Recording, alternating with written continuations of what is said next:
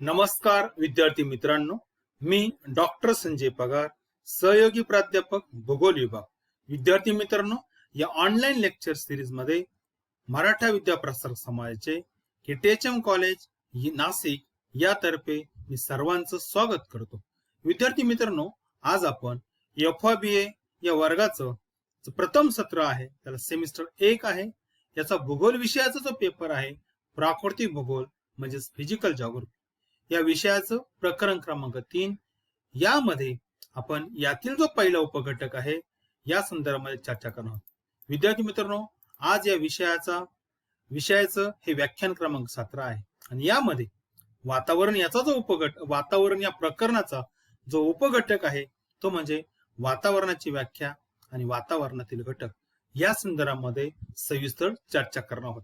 विद्यार्थी मित्रांनो, यापूर्वी आपण या विषयाची 2 प्रकरणं पूर्ण केली आहेत आणि मला खात्री आहे या दोन्ही प्रकरणाची सर्व जी व्याख्यान आहेत ती आपण पूर्णपणे ऐकली असेल आणि या संदर्भामध्ये आपण स्वतःच्या नोट्स तयार केल्या आहेत. विद्यार्थी मित्रांनो, या दोन्ही प्रकरणावर मी नोट्स देत आहे. अजून काही नोट्स बाकी आहे. या पुढील काही दिवसांमध्ये या संपूर्ण नोट्स आपल्याला मिळतील. मला अपेक्षा आहे की आपण या सर्व नोट्स व्यवस्थित आपल्या नोटबुक मध्ये लिहाल आणि त्याचप्रमाणे येत्या काही दिवसामध्ये आपल्या मापनाचा एक भाग म्हणून एक परीक्षा घेतली जाणार आहे आणि ही परीक्षा कदाचित ऑनलाईन होईल, MCQ स्वरूपात होईल. त्यामुळं आपण अभ्यासाला सुरुवात करावी आणि भविष्यातही कदाचित जर कोरोनाची परिस्थिती निवळली नाही, कमी झाली नाही, तर कदाचित विद्यापीठाची परीक्षा सुद्धा अशाच प्रकारे होऊ शकते. परंतु जोपर्यंत तशा प्रकारचं परिपत्रक विद्यापीठाकडून येत नाही किंवा महाविद्यालयाकडून आपल्याला सूचना येत नाही, तोपर्यंत मात्र आपण आपला अभ्यास नियमित चालू ठेवा. परीक्षा संदर्भामध्ये आपल्याला वेळोवेळी अपडेट्स महाविद्यालयाच्या वेबसाईटवर आणि आपल्या व्याख्यानातून गुगल क्लासरूमच्या माध्यमातून मिळतील. चला तर विद्यार्थी मित्रांनो, आज आपण वातावरण हे जे तिसरं प्रकरण आहे याची सुरुवात करूया.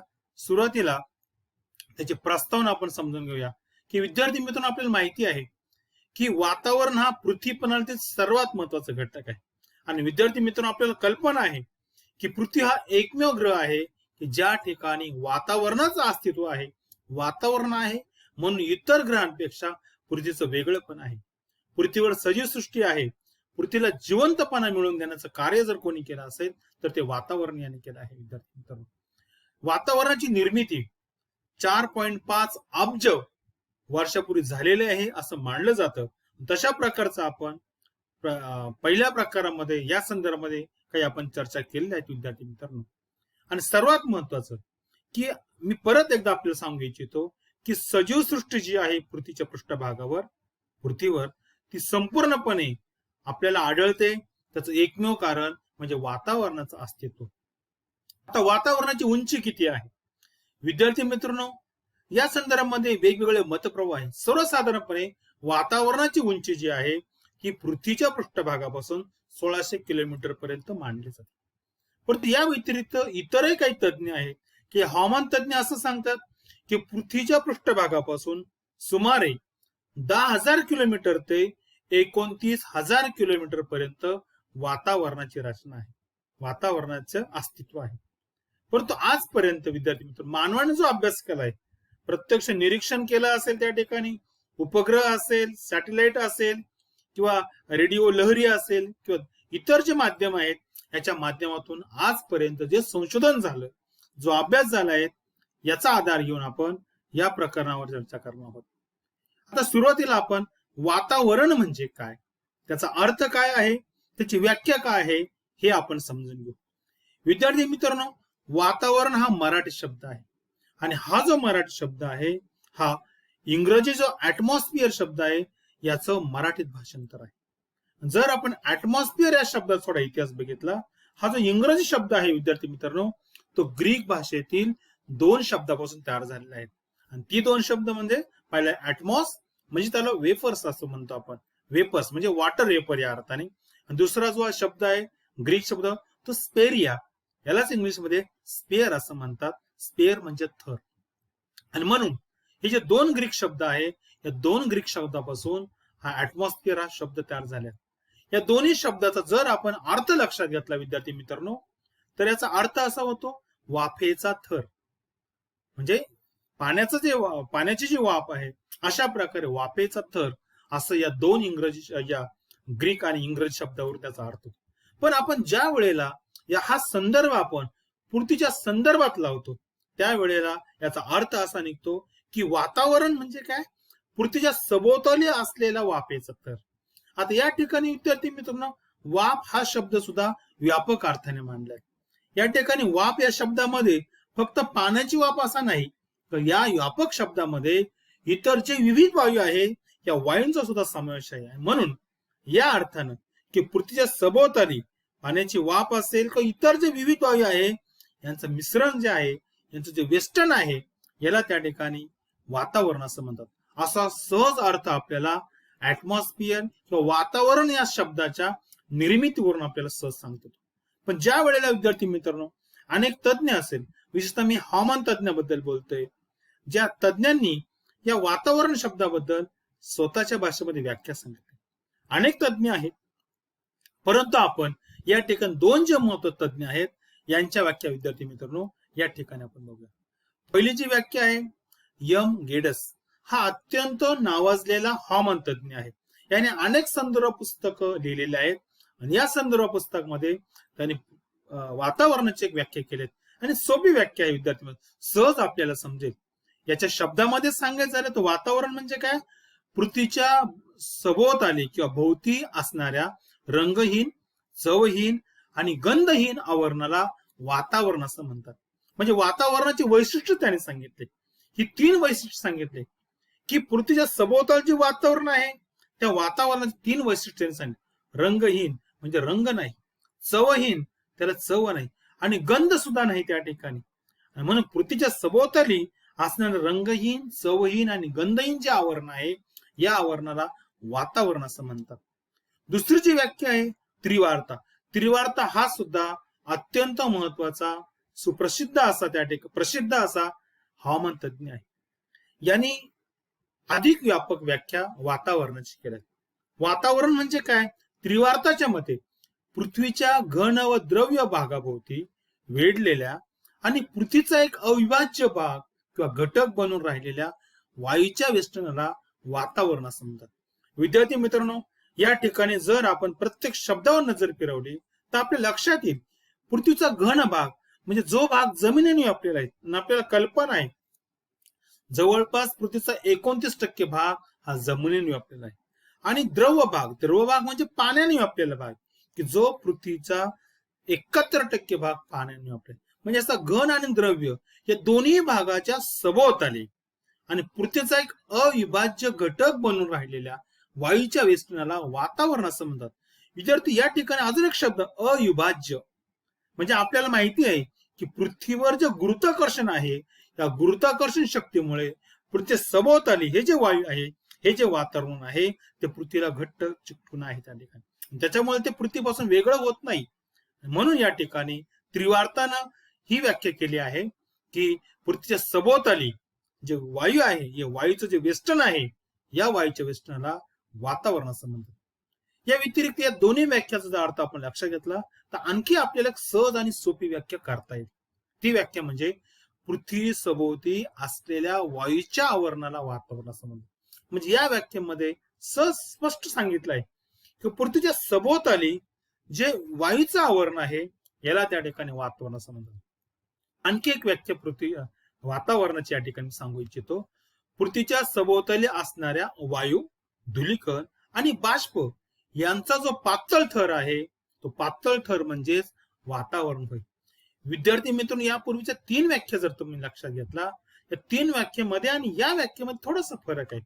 यामध्ये वायूच्या आवरण व्यतिरिक्त त्या ठिकाणी वायू व्यतिरिक्त धूलिकण आणि बाष्प म्हणजे जलबाष्प यांचा त्या ठिकाणी समावेश केला आहे. आणि या तिघांचा मिळून वायू, धूलिकण आणि बाष्प या तिघांचा मिळून पृथ्वीच्या सभोवताली जो पातळ थर आहे या थराला त्या ठिकाणी वातावरण असं म्हटलं जातं. विद्यार्थी मित्रांनो एक या ठिकाणी आणखी इंग्रजी व्याख्या मी आपल्या समोर ठेवतो. ही सुद्धा व्याख्या सहज तुमच्या लक्षात राहील. ती व्याख्या अशी आहे, the blanket of air that surrounds the earth is called atmosphere. म्हणजे या व्याख्याचा अर्थ काय आहे विद्यार्थी मित्रांनो? पृथ्वीच्या सभोवताली जे एका प्रकारचं पांघरुण आहे, ब्लँकेट आहे, ते ब्लँकेट कशाचं? तर हवेचं. जे हवेचं जे ब्लँकेट पृथ्वीच्या सभोवताली आहे, जे आवरण पृथ्वीच्या सभोवताली आहे, याला त्या ठिकाणी वातावरण असं म्हणतात. म्हणजे या पाचही व्याख्या जर लक्षात घेतल्या तर विद्यार्थी मित्रांनो, एक सोपी व्याख्या आपल्याला सांगता येते की वातावरण म्हणजे काय? पृथ्वीच्या सभोवताली असलेल्या विविध वायूचं जे वेष्टन आहे, जे आवरण आहे, याला त्या ठिकाणी आपण वातावरण असं म्हणतो. आणि या वातावरणामध्ये अनेक प्रकारचे घटक आहेत. ते घटक आपण सुरुवातीला एकत्रित सर्व घटकांची ओळख करून घेऊया आणि त्यानंतर प्रत्येक घटकाचं सविस्तर वर्णन बघूया. आता यामध्ये पहिला जो घटक आहे तो म्हणजे विविध वायू. आपल्याला माहिती आहे की आत्ताच आपण व्याख्यात सांगितलं की पृथ्वीच्या सभोवताली असलेल्या वायूच्या वेष्टनाला, विविध जे वायूंचं वेष्टन आहे त्याला आपण वातावरण असं म्हणतो. आणि विविध वायू कोणते आहेत? यातील महत्वाचे वायू, पहिला वायू आहे नायट्रोजन, ज्याला आपण नत्र वायू असं म्हणतो. दुसरा वायू आहे ऑक्सिजन, ज्याला आपण प्राणवायू असं म्हणतो. तिसरा वायू आहे आर्गॉन. चौथा वायू आहे कार्बन डायऑक्साईड. आणि पाचवा वायू किंवा इतर जे वायू आहेत ते या ग्रुपमध्ये टाकलेले आहेत. मग त्याच्यामध्ये ओझोन वायू असेल, हेलियम असेल, निऑन असेल किंवा आणखी काही वायू असेल, या सर्वांचे एकत्रित त्या ठिकाणी केला आहे. आणि या व्यतिरिक्त दुसरा जो महत्वाचा घटक आहे वातावरणाचा तो म्हणजे जलबाष्प. आणि ही जी जलबाष्प आहे, ज्याला आपण पाण्याची वाफ असं म्हणतो, ही विद्यार्थी मित्रांनो याचे दोन स्रोत आहेत. या दोन ठिकाणावरून ही वाफ, पाण्याची जी वाफ आहे, जलबाष्प जे आहे यांची निर्मिती होत असते. पहिलं जे आहे ते म्हणजे बाष्पीभवन. आपल्याला सर्वांना कल्पना आहे विद्यार्थी मित्रांनो की पृथ्वीच्या पृष्ठभागावर ज्या ज्या ठिकाणी जलाशय आहे, मग नदी असेल, एखादं सरोवर असेल, एखादं तळं असेल, सागर असेल, महासागर असेल, धरण असेल, या सर्व जलाशयामध्ये ज्या वेळेस सूर्याची किरणं पडतात, ते पाणी सूर्याच्या किरणामुळे, सूर्याच्या उष्णतेमुळे तापतं आणि त्यापासून त्याची वाफ तयार होते, त्यालाच आपण जलबाष्प असं म्हणतो. त्यानंतर दुसरं जे आहे ते म्हणजे बाष्प उत्सर्जन. विद्यार्थी मित्रांनो, ज्याप्रमाणे जलाशयामध्ये पाणी असतं अशाच प्रकारचं पाणी वनस्पतीच्या काही भागांमध्ये असेल, विशेषतः पानांमध्ये असतं. त्या ठिकाणी ज्या वेळेला वनस्पतीवर सूर्यकिरण पडतात, त्या उष्णतेमुळं हे जे पाणी जे आहे वनस्पतीमध्ये, पानांमध्ये असेल किंवा इतर ठिकाणी असेल, त्या पाण्याची सुद्धा वाफ होते. आणि ती वाफ, ज्यालाच आपण बाष्प उत्सर्जन असं म्हणतो, ही सुद्धा वातावरणामध्ये पसरत असते विद्यार्थी मित्रांनो. म्हणून हा एक दुसरा महत्वाचा घटक आहे. आणि तिसरा महत्वाचा घटक आहे तो म्हणजे धूलिकण. आणि धूलिकण हा सुद्धा एक महत्वाचा घटक. धूलिकण विद्यार्थी मित्रांनो दोन प्रकारचे असतात. पहिला आहे सेंद्रिय धूलिकण, दुसरा आहे असेंद्रिय धूलिकण. या सेंद्रिय धूलिकणामध्ये विशेषतः सजीवांपासून, मी याबद्दल बोलतो त्या ठिकाणी, वनस्पतीचं बी असेल, परागकण असेल, या स्वरूपामध्ये असेल. तर असेंद्रिय धूलिकणामध्ये राख असेल, धूळ असेल, कोळशाचे बारीक कण असेल त्या ठिकाणी, त्यानंतर वेगवेगळ्या प्रकारचे क्षार असतील त्या ठिकाणी, याच्या माध्यमातून किंवा वेगवेगळ्या प्रकारच्या प्रक्रिया भूपृष्ठावर होत असतात, याच्या माध्यमातून मग भूमीची त्या ठिकाणी झीज होत असेल किंवा मृदेचं विदारण होत असेल, खडकाचं विदारण होत असेल, याच्यातून त्या ठिकाणी बारीक बारीक कण, मातीचे असेल, खडकाचे कण वातावरणात पसरतात. या सर्वांचा समावेश विद्यार्थी मित्रांनो या धूलिकणामध्ये होत असतो. आणि हे जे वातावरण जे आहे, या वातावरणामध्ये विशेषतः ही सर्व घटक, विशेषतः 3 घटक आणि त्याद्वारे हे जे उपघटक आहे, या सर्वांच्या मिळून पृथ्वीच्या सभोवताली विद्यार्थी मित्रांनो हे वातावरण तयार झाले. आता आपण हे जे घटक आहेत या प्रत्येकाचं सविस्तर आपण बघूया. चला, तुम्हाला पहिला तो घटक आहे तो म्हणजे विविध वायू. आणि हे जे विविध वायू आहे याच्यामध्ये जर आपण संपूर्ण वायूचं टक्केवारीचं सांगितली, या तक्त्यामध्ये विद्यार्थी मित्रांनो ही टक्केवारी दिलेली आहे. सर्वात जास्त वातावरणाचा भाग जर आपला असेल वायूच्या बाबतीत बोलतो मी, तो म्हणजे नायट्रोजन, ज्याला आपण नत्र वायू असतो. 78.084% म्हणजे सर्वात जास्त प्रमाण याचं आहे. त्यानंतर ऑक्सिजन, ज्याला आपण प्राणवायू म्हणतो, याचं प्रमाण आहे 20.946% आहे. अर्गॉन याचं प्रमाण 0.934% आहे. कार्बन डायऑक्साईड याचं प्रमाण 0.033% आहे. विद्यार्थी मित्रांनो, कार्बन डायऑक्साईड हा सुद्धा वायू खूप महत्वाचा आहे, नंतर आपण मी याच्यावर सविस्तर बोलतो.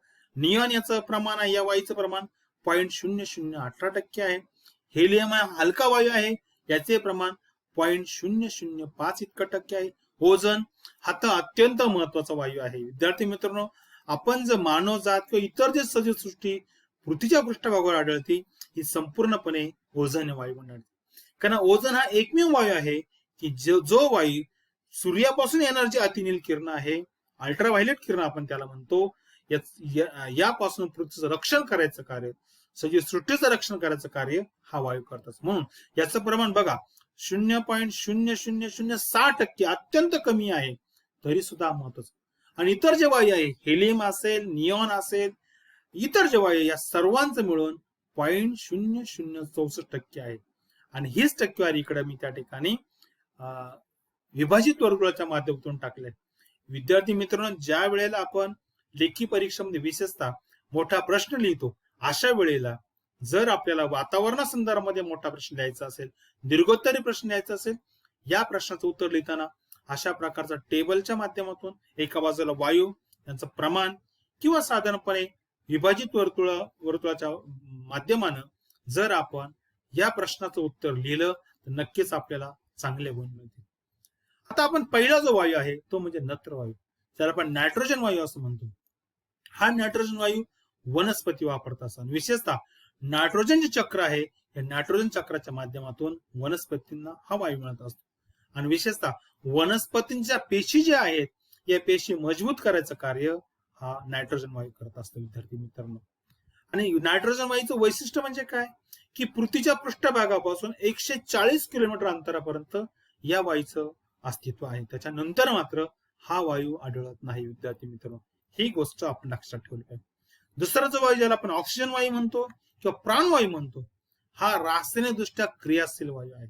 आणि विद्यार्थी मित्रांनो, मानव असेल किंवा प्राणी असेल, यांना श्वसनासाठी महत्वाचा पुरवठा जर कोण करत असेल तर तो म्हणजे ऑक्सिजन. आणि म्हणून हा वायू आपल्या दृष्टिकोनात महत्वाचा आहे. हा अत्यंत ज्वलनशील वायू आहे. आणि त्यामुळं या वायूचं वातावरणामध्ये अजून एक वैशिष्ट्य असं आहे की उंचीनुसार या वायूचं प्रमाण कमी होतं. आणि आपल्याला माहिती आहे की ज्या वेळेला आपण पृथ्वीच्या पृष्ठभागापासून एखादा पर्वतावर उंच ठिकाण जातो, त्या वेळेला आपल्याला दम लागतो. दम का लागतो? कारण आपल्याला वातावरणाच्या वरच्या स्तरामध्ये याचं प्रमाण कमी असल्यामुळं, हा वायू विरळ असल्यामुळं सहजासहजी मिळत नाही. त्यामुळं जे गिर्यारोहक असतात, पर्वतावर चढत असतात, त्या ठिकाणी गिर्यारोहण करत असतात, त्यावेळेला ते आपल्या बरोबर ऑक्सिजनचे नळकांडे बरोबर घेऊन जात असतात. आणि त्या नळकांड्याच्या सिलेंडरच्या माध्यमातून ते ऑक्सिजन वायू घेत असतात. आणि म्हणून हा वायू सुद्धा महत्वाचा आहे त्या ठिकाणी. आणि या वायूचं सुद्धा प्रमाण समुद्र सपाटीपासून साधारण 140 किलोमीटर पर्यंत आढळते. त्या पलीकडे मात्र याचं अस्तित्व आढळत नाही. त्यानंतरचा वायू आहे आर्गॉन. हा सुद्धा वायू तिसरा महत्वाचा आहे. हा जरी अति अल्प क्रियाशील असेल तरी सुद्धा वातावरणातील अनेक प्रक्रियांमध्ये याचा सहभाग महत्वाचा आहे. आपल्या दृष्टिकोनातून अजून एक महत्वाचा वायू आहे, तो म्हणजे कार्बन डायऑक्साईड वायू. विद्यार्थी मित्रांनो, आपल्याला सर्वांना कल्पना असेल की वनस्पती जे स्वतःचं अन्न बनवतात, प्रकाश संश्लेषण प्रक्रियेच्या माध्यमातून, त्या प्रक्रियेसाठी, त्या प्रक्रियेमध्ये कार्बन डायऑक्साईडचं सहभाग, त्याचं कार्य अत्यंत महत्वाचं आहे.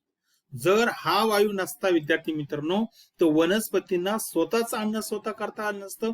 आणि जे भक्षक आहेत, मानव असेल किंवा इतर जे सजीव आहेत, जी अन्नासाठी वनस्पतीवर प्रत्यक्ष व अप्रत्यक्ष अवलंबून असतात, त्या सर्वांना अन्न मिळालं नसतं. ही परिसंस्था नष्ट झाली असती, परिसंस्थेचा समतोल नष्ट झाला असता. मात्र कार्बन डायऑक्साईडमुळे वनस्पती स्वतःचं अन्न मिळवतात, उत्पादक म्हणून वनस्पती कार्य करतात. या कार्यामध्ये या वायूचा महत्वाचा भाग आहे. या व्यतिरिक्त म्हणजे आता याची निर्मिती कुठे होते, मग प्राण्यांचं शोषण असेल, ज्वलन प्रक्रिया असेल, ज्वालामुखी प्रक्रिया असेल, वनस्पतीचं विघटन असेल, या सर्वांच्या माध्यमातून कार्बन डायऑक्साईडची निर्मिती होत असते. आणि वातावरणामध्ये हे प्रमाण जे आहे ते टिकून असतं, जे आपण टाकतात 0.033% हे प्रमाण टिकून असतं त्या ठिकाणी. त्यानंतर आणखी एक महत्वाचा वायू आहे, तो म्हणजे ओझोन वायू. विद्यार्थी मित्रांनो, मी आपल्याला सांगितलं की या वायूमुळे पृथ्वीच्या पृष्ठभागावर सजीव सृष्टीचं अस्तित्व आहे. आणि हा वायू स्थितांबर, हा जो पृथ्वीच्या वातावरणाचा जो दुसरा थर आहे, पृथ्वीच्या सभोवताल जे वातावरण आहे त्या वातावरणाचा पहिला तपांबर थर आहे आणि दुसरा स्थितांबर थर आहे. वातावरणाच्या रचनेबद्दल आपण पुढच्या तासामध्ये सविस्तर चर्चा करणार आहोत. आता फक्त एक लक्षात ठेवा की स्थितांबर हा दुसरा थर आहे. या थरामध्ये साधारण 25 ते 40 किलोमीटर पर्यंत या दरम्यान हा ओझोनचा थर आहे. हा थर जरी लहान असला तरी मात्र पृथ्वीवरील संपूर्ण सजीव सृष्टीचं रक्षण करायचं कार्य सूर्याच्या अतिनील किरणापासून हा वायू करतात. म्हणून हा वायू आपल्या दृष्टिकोनातून खूप महत्वाचा आहे. यानंतर हेलियम असेल, हायड्रोजन असेल किंवा निऑन असेल, यासारखे जे हलके वायू आहे हे विशेषतः वातावरणाच्या वरच्या थरामध्ये आढळतात. या ठिकाणी एक गोष्ट मी आपल्याला सांगू इच्छितो की जे वायू जड आहेत, ज्यांची घनता जास्त आहेत, असे वायू पृथ्वीच्या पृष्ठभागात जवळ आढळतात. ज्या वायूंची घनता कमी आहे, ते हलके आहेत, असे वायू पृथ्वीच्या पृष्ठभागापासून वरच्या थरामध्ये आढळतात. जी आता मी सांगितले हेलियम असेल, हायड्रोजन असेल, यासारखे वायू पृथ्वीच्या वरच्या थरामध्ये आढळतात, वातावरणाच्या थरामध्ये आढळतात. त्यानंतर दुसरा जो घटक आहे तो म्हणजे जलबाष्प, ज्याला आपण पाण्याची वाफ असं म्हणतो. विद्यार्थी मित्र, एकूण वातावरणाचा जर विचार केला तर सुमारे 4% भाग जो आहे तो पाण्याच्या वाफेने किंवा जलबाष्पाने व्यापलेला आहे विद्यार्थी मित्र. आणि जलचक्र जर चालू ठेवण्यामध्ये सर्वात महत्वाचं कार्य जर कोण करत असेल ते म्हणजे जलबाष्प किंवा पाण्याची वाफ. कारण विद्यार्थी मित्रांनो, ज्या वेळेला ढगांची निर्मिती होते, या ढगांच्या निर्मितीसाठी वाफ ही खूप महत्वाची असते. आणि ही वाफ ज्या जलाशयातून होते मग ते किंवा बाष्प उत्सर्जनावर होते, ही वाफ त्या ठिकाणी अति उंचावर गेल्यावर सांद्री भवनाच्या माध्यमातून त्या ठिकाणी ढगांची निर्मिती होते आणि त्यानंतर विद्यार्थी मित्रांनो आपल्याला पाऊस पडतो त्या ठिकाणी. म्हणून हा सजीव सृष्टीसाठी पाणी हे महत्वाचं आहे. आणि या पाण्याचा मूळ स्रोत जे आहे तो म्हणजे पाऊस आहे. आणि पाऊस निर्मितीचा मेन स्रोत आहे ढग आहे. आणि ढग निर्मितीचं जे मेन जे स्रोत आहे ते म्हणजे बाष्प आहे, पाण्याची वाफ आहे. पण हे सुद्धा महत्वाचं मानलं जातं. या संदर्भामध्ये अजून एक महत्वाचं वैशिष्ट्य की भूपृष्ठापासून सुमारे 6 किलोमीटर पर्यंत पाण्याचे बाष्प आढळतात, पाण्याची वाफ आढळते. त्या पलीकडे मात्र जास्त आढळत नाही त्या ठिकाणी. त्यानंतर सर्वात महत्वाचं म्हणजे की एक महत्वाची गोष्ट आहे की जलबाष्प हे जे आहे हे स्थळ आणि ऋतूनुसार यांचं प्रमाण कमी जास्त होत असतं विद्यार्थी मित्रांनो. आणि आणखी एक महत्वाचं या ठिकाणी मी सांगू इच्छितो की ज्या वेळेला आपल्याला माहिती आहे की जर आपण याचं वितरण बघितलं, या वितरणामध्ये विद्यार्थी मित्रांनो आपल्या लक्षात येईल की ज्या ज्या ठिकाणी सागर आहे, जलाशय आहे, अशा ठिकाणी जलबाष्पाचं प्रमाण अधिक आहे, पाण्याच्या वाफेचं प्रमाण जास्त आहे. आणि अजून एक ऋतुमानानुसार विशेषतः उन्हाळ्यामध्ये उष्णतेचं प्रमाण जास्त असतं आणि त्यावेळेस तापमान जास्त असतं. अशा वेळेला जलाशयातून पाणी जे आहे ते अधिक लवकर तापतं आणि मोठ्या प्रमाणामध्ये पाण्याची वाफ तयार होते. या उलट जर हिवाळ्याचा जर विचार केला तुलनेने बाष्पीभवनाचा वेग कमी असतो, कारण तापमान कमी असतं, बराच उन्हाळ्यामध्ये उष्णता कमी असते, सूर्यप्रकाशाची तीव्रता कमी असते. त्यामुळे या काळामध्ये काही प्रमाणामध्ये पाण्याची वाफ कमी होते. अशा प्रकारे आणखी एक महत्वाचं वैशिष्ट्य की पाण्याच्या वाफेमुळेच विद्यार्थी मित्रांनो आपण वातावरणामध्ये किंवा आपल्या आजूबाजूचं पर्यावरण आहे त्यामध्ये पाऊस असेल, धुकं असेल, गारा असेल, हिम असेल, याचा अनुभव आपण घेतो. त्याचं एकमेव कारण म्हणजे जलबाष्प. आणि जलबाष्पाच्या अस्तित्वामुळेच हे विद्यार्थी मित्रांनो आपल्याला शक्य आहे. त्यानंतर तिसरा महत्वाचा घटक आहे तो म्हणजे धुलीकण. धुलीकण हे सुमहत्वाचे. धुलीकण हे विशेषतः 2 प्रकारचे असतात. एक सेंद्रिय धुलीकण, दुसरं असेंद्रिय प्रकारचे धुलीकण.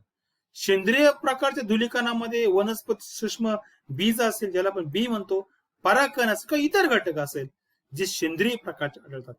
तर असेंद्रिय, इथं अशब्द राहिलेला आहे विद्यार्थी मित्रांनो, या ठिकाणी सेंद्रिय ऐवजी असेंद्रिय असा त्या ठिकाणी अर्थ लक्षात घ्या.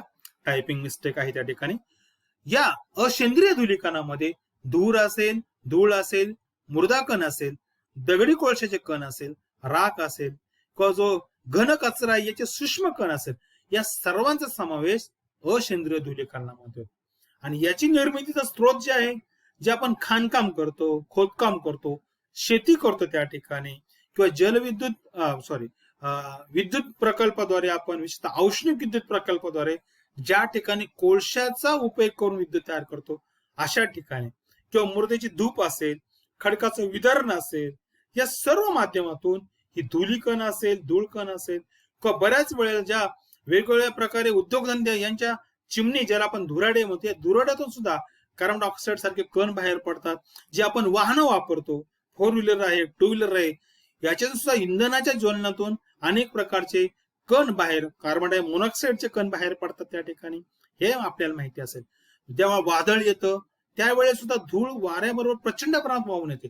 या सर्व माध्यमातून, या सर्वांच्या माध्यमातून आपल्या वातावरणामध्ये धुलीकण निर्माण होत असतात, त्यांचं अस्तित्व आपल्याला जाणवतं. धुलीकणांचं एक वैशिष्ट्य आहे विद्यार्थी मित्र, ही जी धुलीकण आहे ही पाणी शोषून ठेवण्याचं कार्य करतात.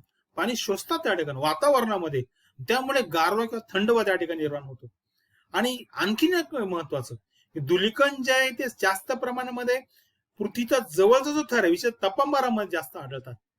आणि धुलीकणामुळे आपल्याला काही गोष्टी त्या ठिकाणी शक्य. सर्वात महत्वाचं मी या ठिकाणी सांगतो की धुलीकणामुळे आपल्याला आकाश निळं दिसतं. धुलीकणामुळे सूर्यास्ताच्या वेळेला किंवा सूर्योदयाच्या वेळेला त्या ठिकाणी आपला संधी प्रकाशाचा अनुभव घेता येतो. धुलीकणामुळेच प्रकाशाचं विकिरण होत असतं. हे घटक आपल्या या सर्व प्रक्रिया असेल याचा अनुभव विद्यार्थी मित्रांनो आपण घेतो, तो म्हणजे धुलीकणामुळे. हे सुद्धा महत्वाचं आहे.